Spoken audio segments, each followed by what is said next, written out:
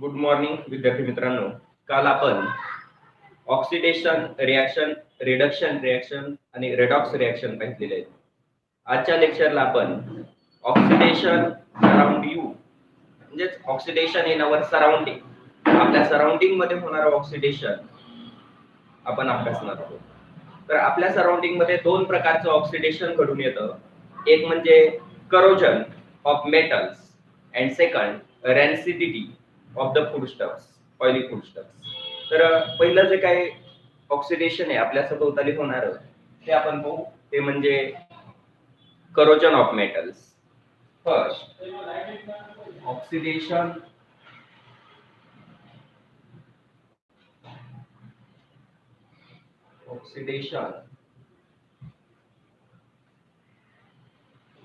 in oxidation around you.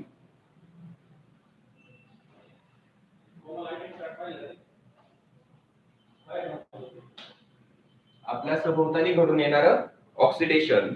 तर आपल्या सभोवताली घडून येणाऱ्या ऑक्सिडेशन मध्ये फर्स्ट जे ऑक्सिडेशन आपल्याला अभ्यासायचं आहे ते आहे करोजन.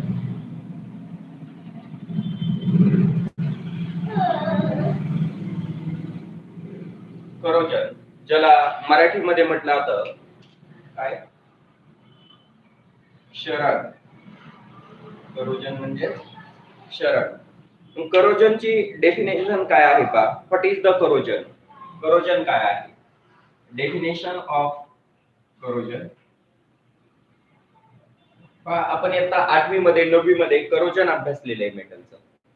करोजन कशाला म्हटलं जातं? Corrosion is the process, slow process of decay or destruction of metal. The slow process of decay or destruction of metal due to effect of air, moisture and acid.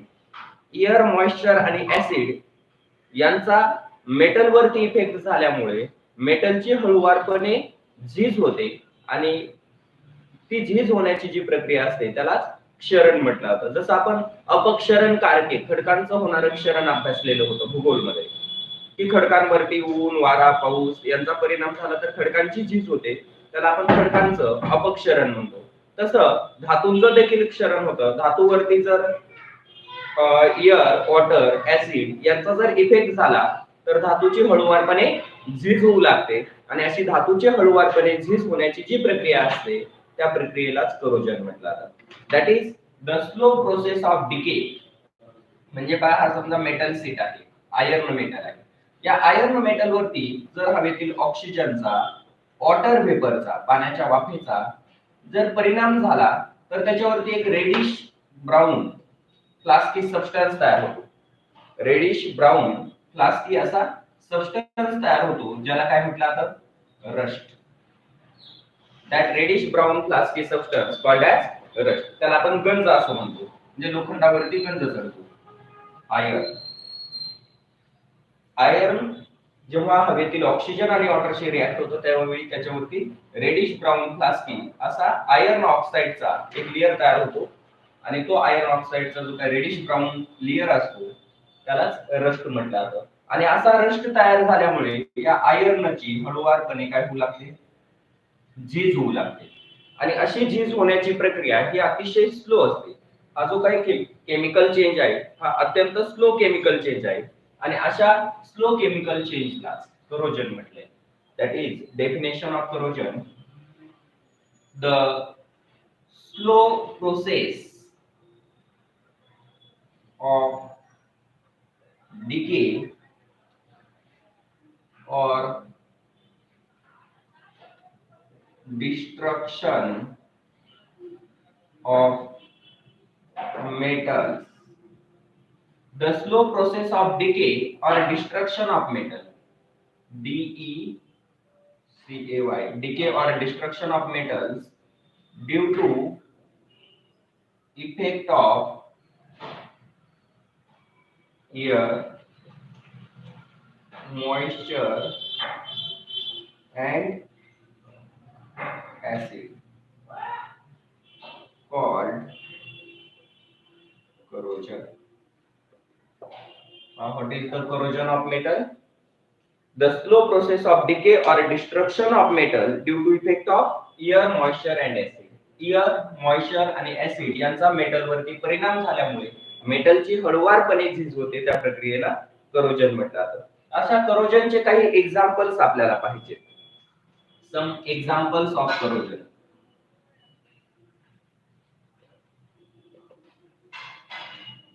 करोजनच्या example मध्ये पहिले example पहा. First example, when copper metal comes in contact with, or when copper metal reacts with atmospheric carbon dioxide gas and moisture, then forms a greenish coating of copper carbonate. When copper utensils or copper vessels exposed in air for long time, copper vessels जर किंवा copper utensils जर जास्त काळ हवेमध्ये जर राहिले तर हवेतील कार्बन डायऑक्साइड बरोबर त्याची रिएक्शन होते. When copper vessels exposed in air for long time, then it reacts with atmospheric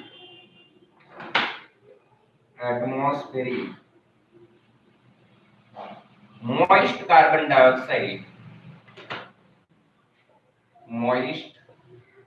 carbon dioxide to forms a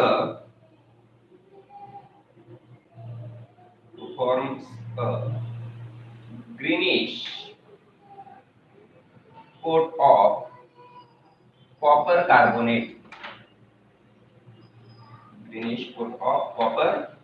carbonate. तेव्हा कॉपर कार्बोनेटचा एक ग्रीनिश कोट या ठिकाणी तयार होत असतो. मग आता त्याची जी रिएक्शन आहे ती रिएक्शन पहा.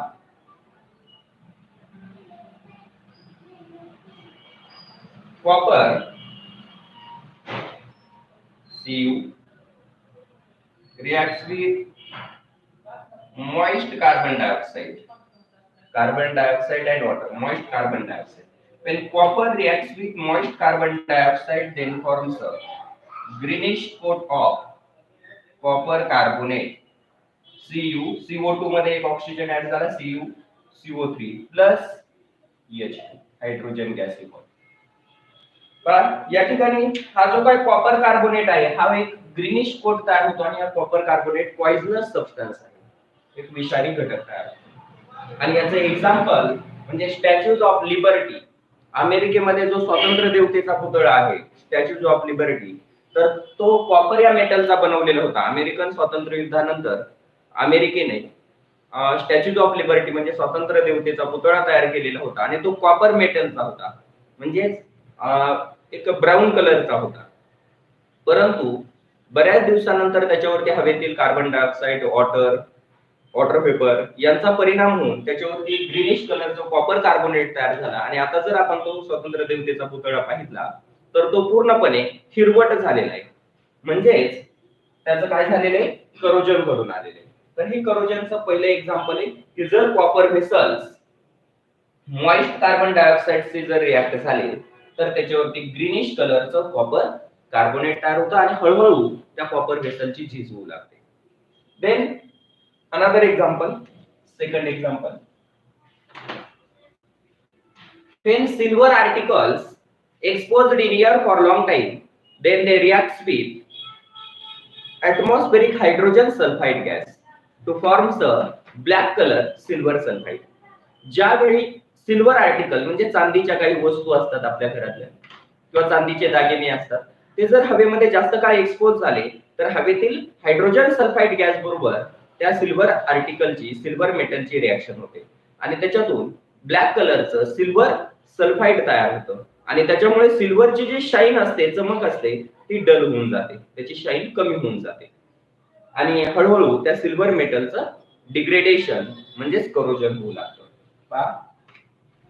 when silver articles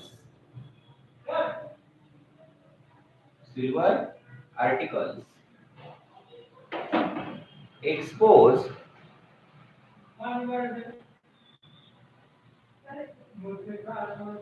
in air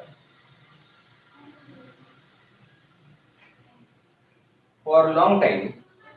When silver articles exposed in air for long time, then it reacts with atmospheric hydrogen sulfide gas to form a black color silver sulfide. Black color silver sulfide and they turns dull. म्हणजे पहा ज्यावेळी silver articles चांदीच्या वस्तू ज्यावेळी hydrogen sulphide गॅसचे react होतात त्यावेळी silver sulphide black कलरचा सिल्वर सल्फाइड नावाचा एक सबस्टन्स तयार होतो आणि हळूहळू त्या सिल्वरचं जे काय करोजन आहे किंवा डिग्रेडेशन आहे ते सुरू होतं. तर या पद्धतीनं silver articles ag when silver articles exposed in air for long time then they react with hydrogen sulfide gas in air. हवेतील हायड्रोजन सल्फाइड गॅस बरोबर या सिल्वरची रिएक्शन होते आणि त्याच्यातून ब्लॅक कलरचं सिल्वर सल्फाइड तयार होतं आणि हायड्रोजन गॅस होतो. म्हणजेच पहा या रिएक्शन मध्ये या ठिकाणी हा आहे सिल्वर, हे आहे hydrogen sulphide gas. Hydrogen sulphide gas आहे, हे सॉलिड सिल्वर सल्फाइड आणि हायड्रोजन गॅस इव्हॉल्व होते.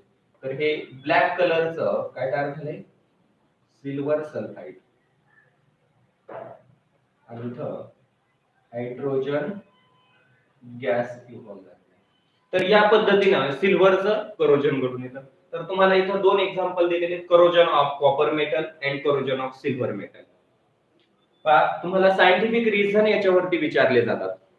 पहिलं सायंटिफिक रिझन असतं the copper utensils becomes greenish in color when exposed in air for long time. Copper utensils आपण जास्त काळ हवेच्या संपर्कात ठेवले तर त्याच्यावरती ग्रीनिश कोट तयार होतो किंवा ग्रीनिश पॅचेस त्याच्यावरती निर्माण होतात. This is because copper is a brown color shiny metal. When copper exposed in air, copper vessels exposed in air for long time, then they react with atmospheric moist carbon dioxide to form a greenish coat of copper carbonate, and therefore these copper vessels get dull. Similarly, the silver articles becomes dull when exposed in air for long time. When silver article exposed in air for long time, then they react with atmospheric hydrogen sulfide gas. ज्यावेळी silver article जास्त काळ हवेमध्ये expose होतात तेव्हा हवेतील hydrogen sulphide gas बरोबर H2S hydrogen sulphide gas बरोबर त्या सिल्वरची रिएक्शन होऊन ब्लॅक कलरचं सिल्वर सल्फाइड नावाचा कंपाऊंड तयार होतो आणि हायड्रोजन गॅस इव्हॉल्व होतो आणि त्याच्यामुळे हा ब्लॅक कलरचा सिल्वर सल्फाइड तयार झाल्यामुळे ते जे सिल्वर आर्टिकल्स असतात सिल्वर युटेन्सिल्स असतात ते ब्लॅक कलरचे होतात किंवा त्याच्यावरती ब्लॅक पॅचेस निर्माण होतात आणि हळूहळू त्याची झीज देखील होऊ लागते. Then another example of corrosion. Corrosionचा आणखी पुढचं एक्झाम्पल आहे रस्टिंग ऑफ आयर्नचं. Third example, when iron articles,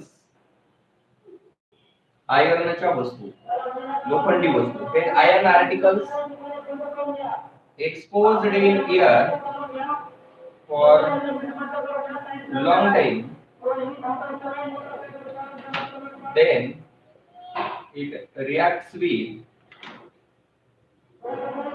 when iron articles exposed in air for long time, then it reacts with moist oxygen to form a reddish brown layer of iron oxide called rust. ज्यावेळी iron articles लोखंडी वस्तू ज्यावेळी हवेतील moist ऑक्सिजनशी react होतात त्यावेळी त्या ठिकाणी reddish brown कलरचा एक आयर्न ऑक्साईडचा लेयर तयार होतो आणि त्या रेडिश ब्राऊन कलरच्या आयर्न ऑक्साईडच्या लेयरलाच काय म्हटलं जातं, रस्ट म्हटलं जातं. तर अशा पद्धतीनं ही आयर्नची रिएक्शन घडून येते आणि त्याची जी काही केमिकल रिएक्शन आहे ती आपण अशी मांडू शकतो. 4 रेड कलरच्या पेन लिहितो मी.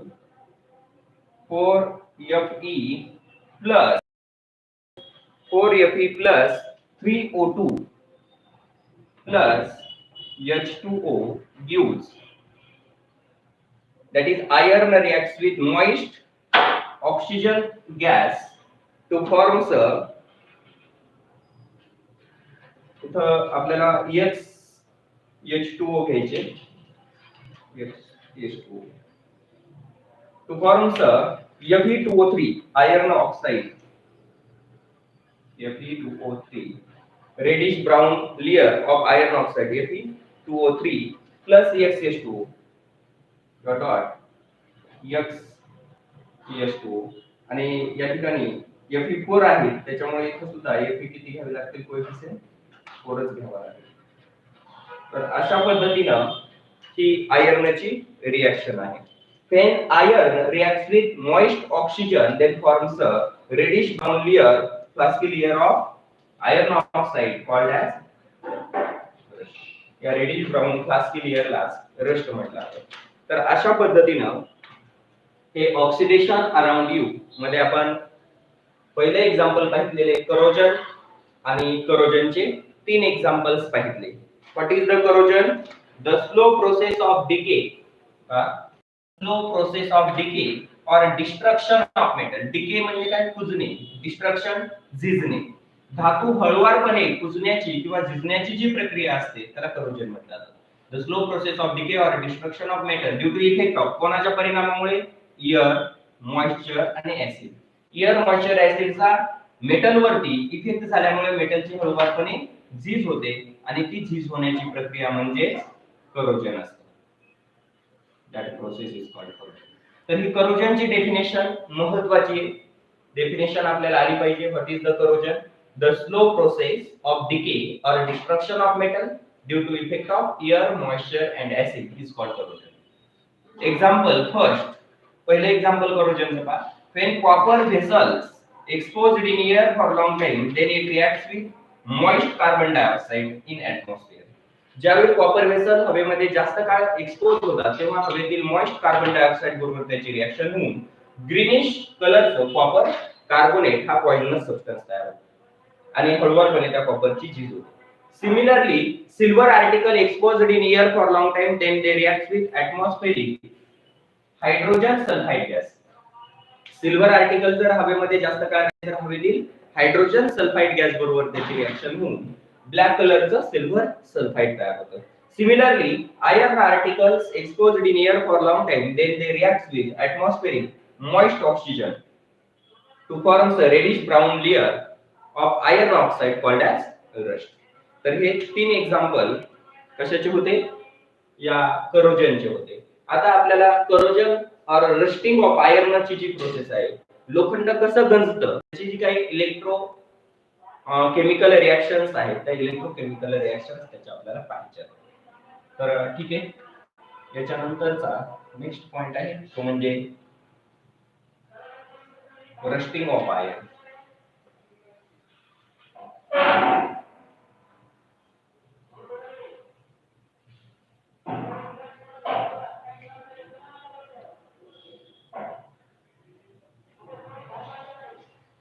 Rusting of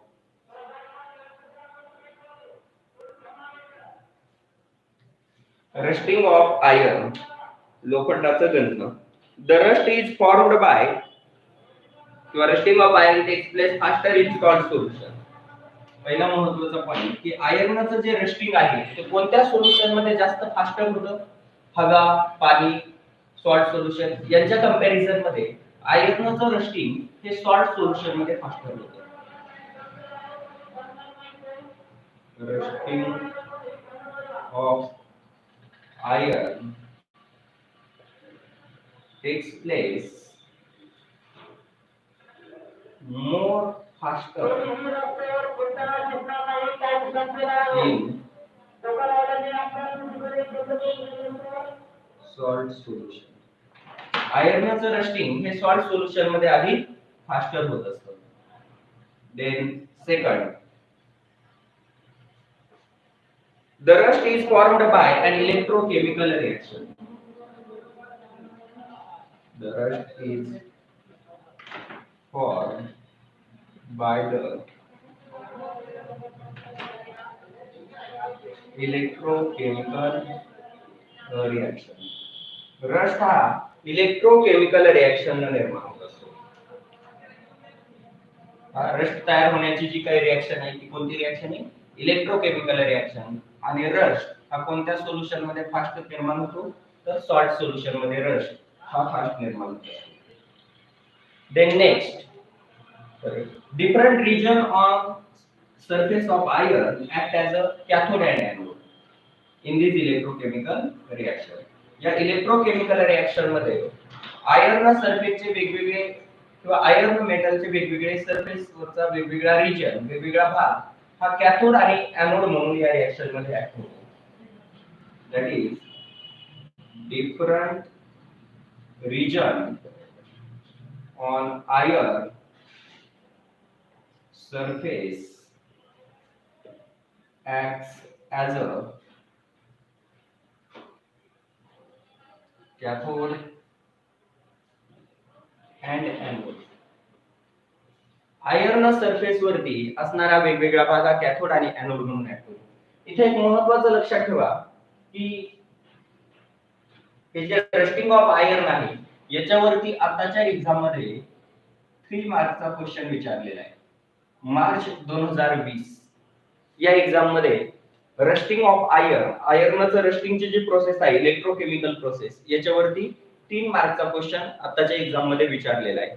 तो क्वेश्चन काय आहे तो देखील मी सांगणार आहे. त्याच्या अगोदर हा पॉइंट व्यवस्थित समजून घ्यायचा आहे की आयर्नचं रस्टिंग कशा पद्धतीने होतं. तर the rusting of iron takes place more faster in salt solution. आयर्नचं रस्टिंग हे सॉल्ट सोल्युशन मध्ये फास्टर होतं. The rust is formed by the electrochemical process. Iron वरती जो रस्ट तयार होतो इलेक्ट्रोकेमिकल प्रोसेस ने तयार होतो. Different region on iron surface act as a cathode and anode. आणि आयर्न सरफेसचे वेगवेगळे भाग हे कॅथोड आणि एनोड म्हणून ऍक्ट होत असतात. तर कशा पद्धतीने ते कॅथोड आणि एनोड म्हणून ऍक्ट होतात ते आपल्याला पाहायचंय. त्याच्या अगोदर एक रफ डायग्राम आपल्याला इथे ड्रॉ करायची. समजा हा जो एवढा पीस आहे हा आयर्न मेटलचा पीस आहे असं आपण कन्सिडर करू.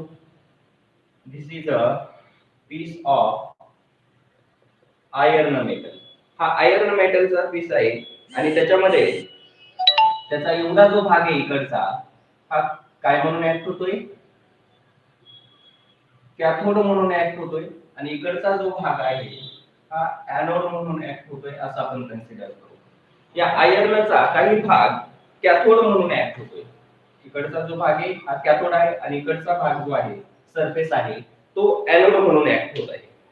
असं असताना एनोड वरती काय घडून येतं का? तर एनोड वरती आयर्न मेटल जे आहेत या आयर्नचे जे काही ऍटम आहेत आयर्न ऍटम Fe हे आयर्न ऍटम इलेक्ट्रॉन लूज करतात. आयर्ननं 2 इलेक्ट्रॉन लूज केले त्याच्या आउटरमोस्ट ऑर्बिट मधले तर Fe2+ आयर्न तयार होतात. कधी? when it lose 2 electron. Fe न त्याच्या बाह्यतम कक्षेतले 2 इलेक्ट्रॉन लूज केले Fe2+ आयर्न तयार होतो. कोणत्या रिजन मध्ये? एनोड रिजन वरती ही रिएक्शन घडून येते. त्याच्यानंतर तो जो Fe2+ आहे तो Fe2+ त्याचबरोबर कॅथोड रिजन वरती ही झाली एनोड रिजन वरची रिएक्शन. कॅथोड रिजन वरती काय होतं पहा? The oxygen gas in atmosphere. Atmosphere मध्ये असणारा जो काही ऑक्सिजन ऍटम आहे किंवा ऑक्सिजन गॅस आहे तो ऑक्सिजन गॅस हायड्रोजनशी रिड्यूस होतो. ऑक्सिजन स्वतः हायड्रोजनशी कंबाईन होतो म्हणजे हायड्रोजनचं ऑक्सिडेशन घडून आणतो 4H+ ऍटमचं ऑक्सिडेशन घडून आणतो आणि त्याच्यातून त्या ठिकाणी तयार होतं म्हणजे 4 इलेक्ट्रॉन जे आहेत ते गेन केले जातात आणि त्याच्यातून H2O तयार होतं म्हणजे वॉटर तयार होतं. This water combines with Fe2+ ion. हे वॉटर जे आहे हे एनोड रिजन कडे मूव्ह होतं आणि Fe2+ आयन्स त्या ठिकाणी त्याच्याशी कंबाईन होतात आणि त्यापासून Fe3+ आयन म्हणजे फेरस आयनचं कन्व्हर्जन फेरिक आयन मध्ये होतं आणि त्याच्यातूनच रेडिश ब्राऊन कलरचं ऑक्साईड तयार होतं ज्याला रस्ट म्हटलं जातं. तर याची जी रिएक्शन आहे ही रिएक्शन आपण या ठिकाणी मांडू. आणखी एक रिएक्शन याच्यामध्ये घडून येते ती म्हणजे नंतर ऑक्सिजन O2 त्याच्यानंतर 2H2O प्लस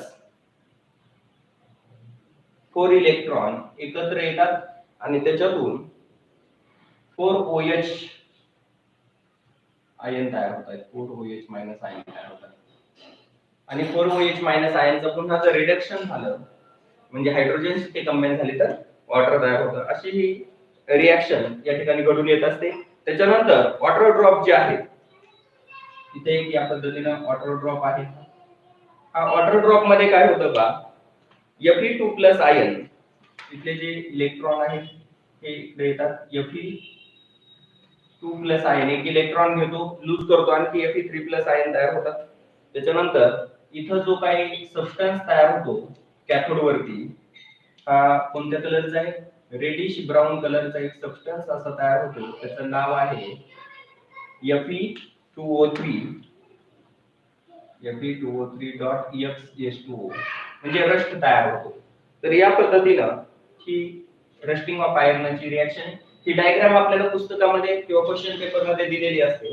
फक्त आपल्याला त्याच्या स्टेप्स एक्सप्लेनेशनच्या महत्त्वाच्या आहेत तर त्या स्टेप्स आपण एकदा परत करू. तर पहा पुढची जी 4 नंबरची स्टेप आहे ती काय आहे इथं काय सांगितलं different region on iron surface act as a cathode and anode. Iron सरफेसचे वेगवेगळे रिजन कॅथोड आणि एनोड म्हणून ऍक्ट होतात. एक सरफेस कॅथोड म्हणून ऍक्ट होतो रिजन दुसरा रिजन एनोड म्हणून ऍक्ट होतो. In the cathode anode region मध्ये काय होतं बा in anode region Fe is oxidized. Fe atom that is iron atom is oxidized. That is they lose electrons into कशात ऑक्सिडाइज होतात Fe2+ आयन मध्ये पहा Fe iron atom get oxidized that is they lose 2 electrons to form Fe2+ ions. या पद्धतीनं anode region वरती काय झालं iron ऍटमनं 2 electron lose केले आणि Fe2+ ही एनोड रिजन वरती झालेली रिएक्शन आहे. त्यावेळी कॅथोड रिजन वरती काय होतं पहा in cathode region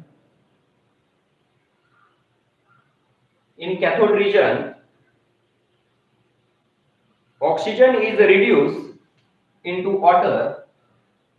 Oxygen is reduced into water. Oxygen हा वॉटर मध्ये रिड्यूस होतो to forms water.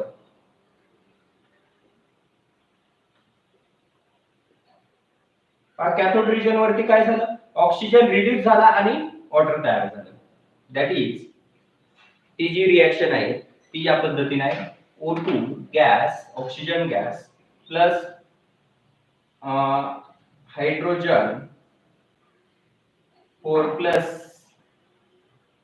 Hydrogen 4H+ पाहिजे the 4H+ ion gain 4 electrons to forms a H2O liquid. या पद्धतीनं ऑक्सिजनचं रिडक्शन होऊन वॉटर तयार होतं कॅथोड रिजन मध्ये.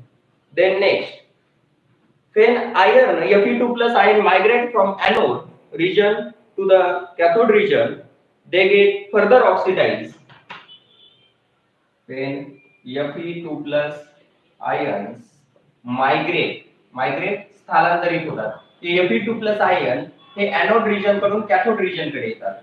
when Fe2 plus ion migrate from anode region to cathode region,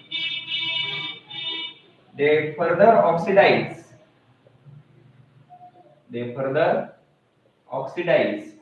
to forms a Fe3 plus ions. Fe2 plus ion हे anode region कडून cathode region कडे मायग्रेट होतात आणि ते पुन्हा वॉटरद्वारे ऑक्सिडाइज केले जातात आणि त्याच्यापासून Fe3 plus ions तयार होतात. मग त्याची जी रिएक्शन आहे ती अशी आहे, Fe2 plus ion आणखी एक इलेक्ट्रॉन लूज करतात. 1 इलेक्ट्रॉन लूज केला तर त्यांच्यावरचा आणखी एक पॉझिटिव्ह चार्ज वाढतो आणि Fe3 plus ions तयार होतात. अशा पद्धतीने Fe3 plus ion तयार होतात. A reddish color hydrated oxide is formed from Fe3 plus ion. हे Fe3 plus ion reddish कलरचा हायड्रेटेड ऑक्साइड तयार करतात. reddish color hydrated oxide is formed from Fe3 plus ions. हे Fe3 plus ion रेडिश कलरचा hydrated oxide तयार करत असतात. and it collect on iron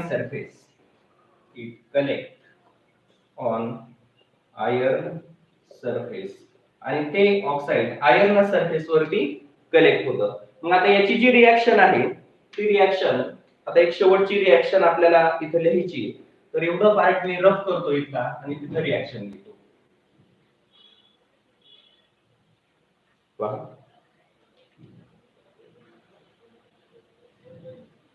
ती रिएक्शन काय आहे बा, 3Fe plus 2Fe3 plus aqueous ion 2Fe3 plus aqueous ion combines with 4 water molecule then forms काय तयार होतं, Fe2O3.H2O Fe2O3.H2O solid substance plus 6H plus ions तयार होतात. तर या पद्धतीने हा जो रेडिश ब्राउन कलरचा जो सबस्टन्स असतो Fe2O3.H2O यालाच काय म्हणतात, रस्ट म्हटलं जातं. तर अशा पद्धतीने ही रस्टिंग ऑफ आयर्नची प्रोसेस आहे. याच्यात महत्त्वाचे रिएक्शन कोणत्या लक्षात ठेवायच्या त्या पहा. तर याच्यामध्ये पहिला पॉइंट की rusting of iron, rust is formed by the electrochemical reaction. Rust हा इलेक्ट्रोकेमिकल रिएक्शन निर्माण होतो. त्याच्यानंतर या आयर्न सरफेसचे वेगवेगळे रिजन हे कॅथोड आणि एनोड म्हणून ऍक्ट होतात. मग त्याच्यावरती एनोड रिजन मध्ये काय रिएक्शन घडून येते, तर एनोड रिजन मध्ये आयर्न ऍटम 2 इलेक्ट्रॉन लूज करून Fe2 plus आयन तयार करतात. त्याच्यानंतर कॅथोड रिजन मध्ये ऑक्सिजन ऍटम रिड्यूस होतात आणि त्यापासून वॉटर तयार होतं. त्याच्यानंतर Fe2 plus आयन जे एनोड रिजन मध्ये निर्माण झालेले ते कॅथोड रिजन कडे मायग्रेट होतात आणि मायग्रेट होताना ते वॉटरशी कंबाईन होऊन फर्दर ऑक्सिडाइज होतात आणि Fe3 plus आयन तयार करतात. हे Fe3 plus आयन पुन्हा वॉटरशी कंबाईन होतात, वॉटरशी ऑक्सिडाइज होतात आणि त्याच्यातून रेडिश ब्राउन कलरचा आयर्न ऑक्साइड तयार होतं, हायड्रेटेड आयर्न ऑक्साइड तयार होतं. त्यालाच आपण रस्ट असं म्हणतो. तर अशा पद्धतीने हे रस्टिंग ऑफ आयर्नच्या कॅथोड एनोडच्या वेगवेगळ्या रिएक्शन्स आहेत. आता याच्यानंतर या चॅप्टर मधला ऑक्सिडेशन अराउंड यू मधलं पहिलं एक्झाम्पल आपण करोजन पाहिलं की करोजन ऑफ मेटल म्हणजे काय, त्याचे एक्झाम्पल आणि रस्टिंग ऑफ आयर्न, आयर्नचं रस्टिंग कसं घडून येतं. तर हे नोट्स मध्ये दिलेले सगळे पॉइंट परत एकदा हे पॉइंट सगळे पहा. जर एखादी स्टेप नाही लक्षात आली तर परत तुम्ही विचारू शकता. तर याच्यानंतर नेक्स्ट पॉइंट या चॅप्टर मधला शेवटचा पॉइंट तो म्हणजे रॅन्सिडिटी. ऑक्सिडेशनचा शेवटचा पॉइंट आहे रॅन्सिडिटी. आणि चॅप्टरचा देखील लास्ट पॉइंट रेन्सिडिटी.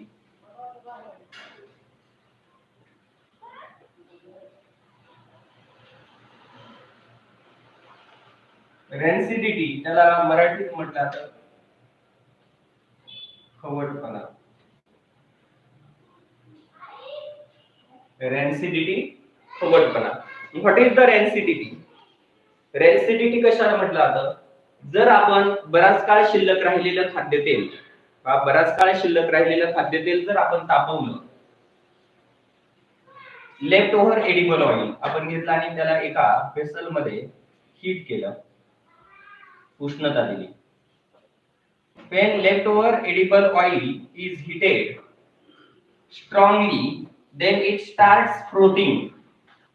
म्हणजे पहा, हे एडिबल ऑइल जे आहे ते हवेतील ऑक्सिजनशी रिॲक्ट होतं आणि ऑक्सिजनशी रिॲक्ट होत झाल्यामुळे त्याचं फ्रोथिंग होतं. फ्रोथिंग म्हणजे काय? त्याला फेसाळतं, त्याला फेस येतो. म्हणजे पहा, बराच काळ शिल्लक राहिलेलं खाद्यतेल जर आपण कढईमध्ये घेतलं, त्याला हीट केलं, तर त्याचं फ्रोथिंग होतं, फेस येतो आणि त्याचा बॅड स्मेल येऊ लागतो. आणि अशा जर खाद्यतेलामध्ये आपण काही अन्नपदार्थ बनवले तर त्या अन्नपदार्थांची चव देखील बदललेली असते आणि अशा अन्नपदार्थांची बदललेली चव म्हणजेच रॅन्सिडिटी असते. जसं शेंगदाणे असतात का, शेंगदाण्यांमध्ये एडिबल ऑइल असतं, तर एडिबल ऑइलचं जर ऑक्सिडेशन झालं, म्हणजे शेंगदाण्याचं जर ऑक्सिडेशन झालं तर त्या शेंगदाण्याची चव बदलते आणि ते शेंगदाण्याची जी चव असते त्याला काय म्हणतो आपण? खवट. ती जी चव असते त्याला रॅन्सिडिटी म्हटलं जातं, खवटपणा म्हटलं जातं. तर तुम्ही ही जी चव आहे रॅन्सिडिटी ही अनुभवलेली असेल शेंगदाणे खात असताना. तर ते एक प्रकारचं ऑक्सिडेशन आहे. त्याच्यातील ऑइलचं ऑक्सिडेशन किंवा बदाम जे असतात ते बदामामध्ये सुद्धा ऑइल असतं आणि बदामाच्या मध्ये असणाऱ्या ऑइलचं जर ऑक्सिडेशन झालं तर त्या बदामाची चव देखील बदलते. किंवा तेलामध्ये तळलेले जे मिठाई असतात, फरसाण असतात, तर त्याचं जर ऑक्सिडेशन झालं, ते जर जास्त काळ हवेच्या संपर्कात राहिले, हवेतील ऑक्सिजनशी त्याची रिएक्शन झाली, तर त्या अन्न पदार्थांची चव बदलते. आणि म्हणून पहा, तेलात तळलेले जे पदार्थ असतात ते एअर टाईट पॅकेट मध्ये किंवा एअर टाईट व्हेसल मध्ये पॅक केलेले असतात, एअर टाईट कंटेनर मध्ये स्टोअर केलेले असतात. तर रॅन्सिडिटीची जर डेफिनेशन म्हटलं तर रॅन्सिडिटी काय आहे? when left over cooking oil म्हणजे स्वयंपाकाचं तेल, खाद्यतेल. लेफ्ट ओव्हर म्हणजे बराच काळ शिल्लक राहिलेलं. cooking oil, when left over cooking oil heated strongly, then it oxidize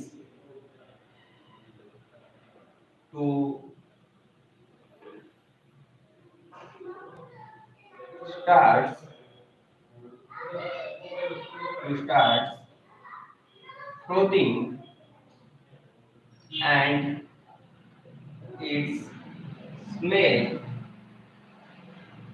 turns cold. When leftover edible oil is heated strongly, then it oxidizes to start frothing and its smell turns cold. If we cook food in such a oil, then taste of food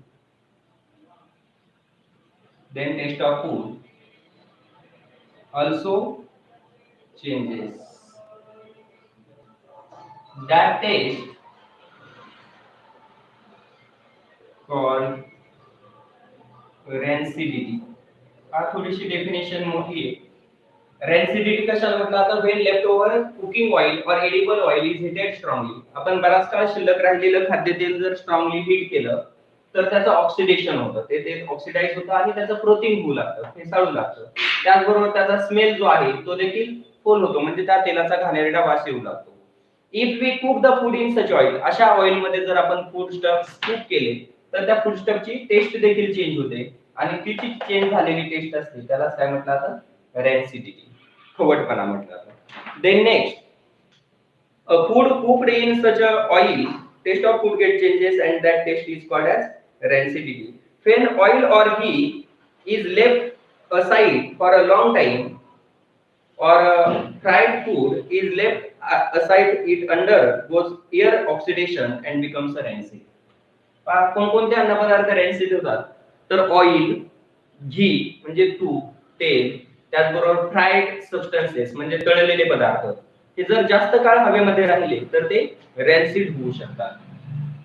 second point आपण असा लिहू शकतो, when oil or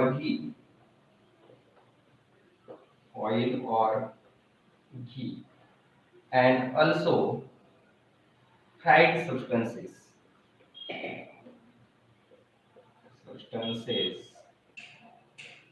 when exposed in air, then they oxidize and becomes rancid. ते oxidise होतात आणि रॅन्सिड होतात.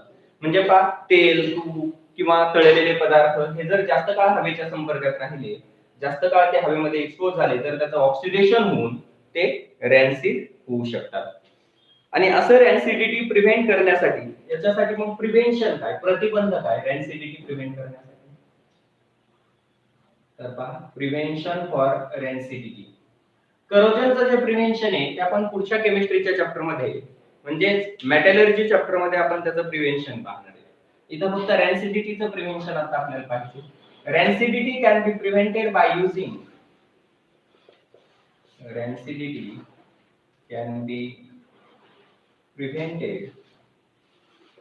Bye using antioxidant substances.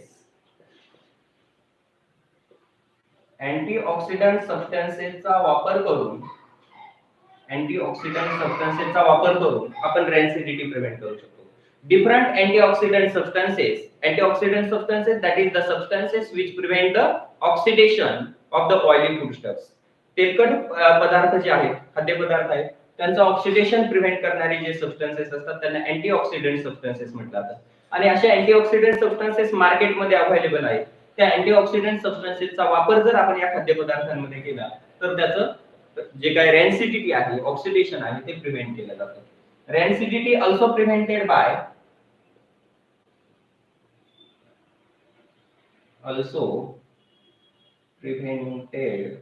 by storage of oily foodstuffs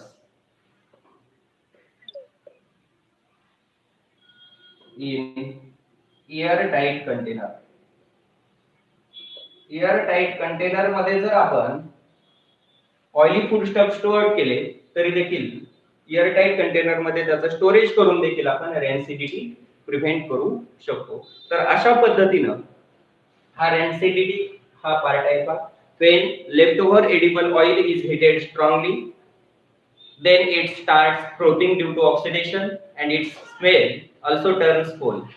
If we cook the food in such a oil, the taste of food also changes, and that taste is called as rancidity.